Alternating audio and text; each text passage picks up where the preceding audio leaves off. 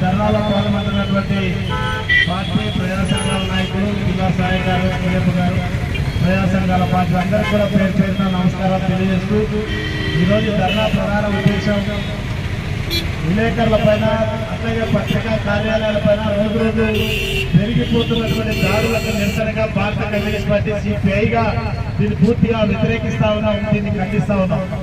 ఎందుకంటే నిన్ననే మా పార్టీ రాష్ట్ర కౌన్సిల్ తీర్మానం కూడా చేసింది. రాష్ట్రంలో పత్రికా విలేకరుల పైన, జర్నలిస్టుల పైన, అట్లాగే కార్యాలయాల పైన అధికార పార్టీ నాయకులు దాడులు పూనుకుంటూ రక్త గాయమయ్యేటట్టు కొడుతున్నప్పటికీ కూడా పోలీసు వ్యవస్థ కానీ, పోలీసు వారు కానీ, డీజీపీ గారు కానీ, ఇక్కడ ఎస్పీలు కానీ ఎవరు కూడా వారిని తక్షణమే అరెస్ట్ ఇలాంటి దాడులు కాకుండా ఉంటాయని చెప్పేసి పోలీసు వారికి కూడా హెచ్చరిస్తా ఉన్నాం. ఇప్పటికైనా ఈ రాష్ట్ర ప్రభుత్వం స్పందించాలి. ఒక పక్క జిల్లాలో వ్యవసాయ శాఖ సలహా మండలిగా ఉన్నటువంటి అతనైతేనేమి, అదేవిధంగా కౌన్సిలర్ శ్వేతారెడ్డి గారు ఇలాంటి ప్రజాప్రతినిధులే దాడుల్లో పాల్గొనబోయేది చాలా చిక్కుచెంది కాబట్టి వారిని కూడా ఆ పదవుల నుంచి వెంటనే సస్పెండ్ చేసే విధంగా రాష్ట్ర ప్రభుత్వం చర్యలు రక్షించడం కోసం సిపిఐ ప్రజా సంఘాలుగా ఎన్ని పోరాటాలకైనా సిద్ధమవుతామని చెప్పేసి తెలియజేస్తా ఉన్నాం. ఈరోజు కర్నూలు కలెక్టరేట్ ముందు ఈ ధర్నా చేయడం ప్రధాన ఉద్దేశం.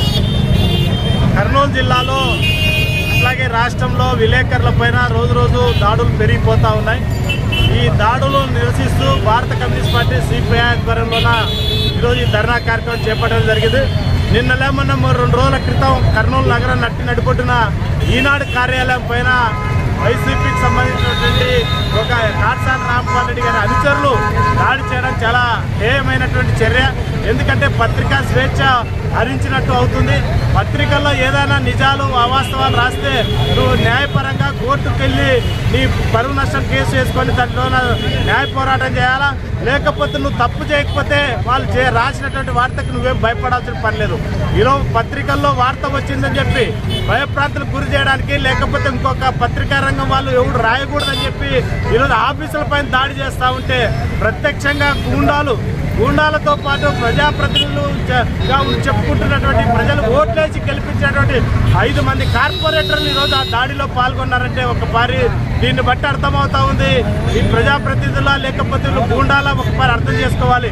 ప్రజలు కూడా 2 నెలల కాలం ఉంది, ప్రజలు కూడా ఆలోచన చేయాలా.